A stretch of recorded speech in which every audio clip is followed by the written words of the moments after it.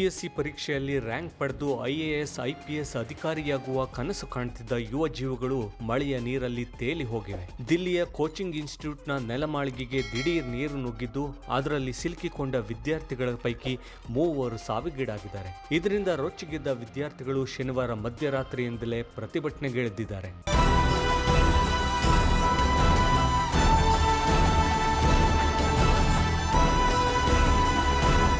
ನಾಗರಿಕ ಸೇವಾ ಪರೀಕ್ಷೆಗಳಿಗೆ ಸಜ್ಜಾಗ್ತಿದ್ದ ವಿದ್ಯಾರ್ಥಿಗಳು ನೆಲಮಾಳಿಗೆಯ ನೀರಲ್ಲಿ ಜೀವ ಕಳೆದುಕೊಂಡು ತೇಲ್ತಿದ್ರು. ಈ ದೃಶ್ಯಗಳನ್ನು ಕಂಡ ಇತರ ವಿದ್ಯಾರ್ಥಿಗಳು ಕುಸಿದು ಹೋದ್ರು. ಪಶ್ಚಿಮ ದಿಲ್ಲಿಯ ರಾಜೇಂದ್ರ ನಗರದಲ್ಲಿರುವ ರಾವ್ಸ್ IAS ಸ್ಟಡಿ ಸರ್ಕಲ್ ತರಬೇತಿ ಕೇಂದ್ರದಲ್ಲಿ ಈ ದುರಂತ ನಡೆದಿದೆ.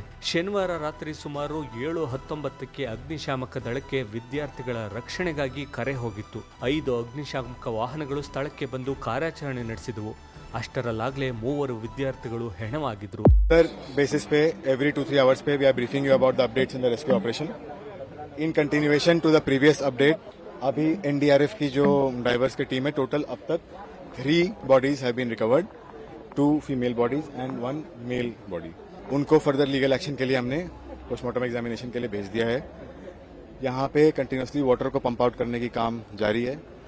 अभी एक फाइनल राउंड ऑफ सर्च बाकी है. काफी हद तक सर्च एंड रेस्क्यू ऑपरेशन काफी हद तक कंक्लूजन की तरफ चल पड़ा है. ನೆಲಮಾಳಿಗೆಯು ಸಂಪೂರ್ಣ ಜಲಾವೃತವಾಗಿತ್ತು.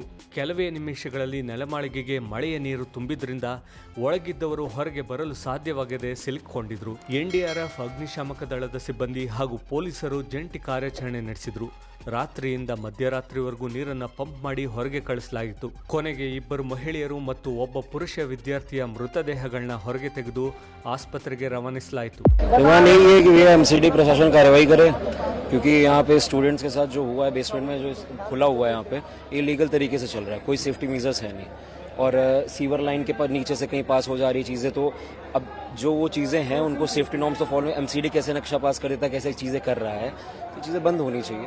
सर हम लोगों की यही डिमांड है कि पहले तो ये जो इलीगल तरीके से जितनी बेसमेंट वगैरह में लाइब्रेरीज चल रही है इसे बंद किया जाए. उसके बाद MCD अपना आगे ड्यूटी देखे कि यहाँ पे उसकी कहाँ पे गलतियाँ हो रही है, कहाँ पे उनको सुधार करना चाहिए. क्योंकि ये पानी आज से नहीं जमा हो रहा है, यहाँ पे बहुत पहले से पानी जमा हो रहा है और बहुत पहले से यहाँ पे लोग शिकायत भी करते आए हैं. क्योंकि पिछले साल जब बरसात हुई थी तो यहाँ पे कार वगैरह ऐसे बह रही थी. जिम्मेवार तो सर MCD है, जिन्होंने मतलब ये मैप पास करा होगा तो सेफ्टी मेजर्स नहीं उन्होंने देखे, नेग्लिजेंस है ये प्रॉपर उनके बिहाफ पे. मतलब इनमें से MCD की और राउस IAS की एडमिनिस्ट्रेशन की दोनों की गलती है. ये जॉइंट लाइबिलिटी होनी चाहिए इनके दोनों की. ನೆಲಮಹಡಿಯಲ್ಲಿ ಸುಮಾರು 7 ಅಡಿಗೂ ಹೆಚ್ಚು ಮಟ್ಟದಲ್ಲಿ ನೀರು ತುಂಬಿತ್ತು. ಸುಮಾರು 30 ವಿದ್ಯಾರ್ಥಿಗಳ ಪೈಕಿ 27 ಮಂದಿ ಅಲ್ಲಿಂದ ತಪ್ಪಿಸಿಕೊಂಡಿದ್ರು ಅಂತ ತಿಳಿದು ಬಂದಿದೆ. ಸಿಲುಕಿಕೊಂಡಿದ್ದ 3 ಬದುಕಿ ಉಳಿಯಲಿಲ್ಲ. ಈ ಘಟನೆಗೆ ಸಂಬಂಧಿಸಿದಂತೆ ದಿಲ್ಲಿಯ ಕಾರ್ಪೊರೇಷನ್ ಹಾಗೂ ತರಬೇತಿ ಕೇಂದ್ರದ ಆಡಳಿತ ಮಂಡಳಿ ವಿರುದ್ಧ ತೀವ್ರ ಆಕ್ರೋಶ ಉಂಟಾಗಿದೆ. ವಿದ್ಯಾರ್ಥಿಗಳು ರಸ್ತೆಗಿಳಿದು ಪ್ರತಿಭಟನೆ ಮುಂದುವರೆಸಿದ್ದಾರೆ.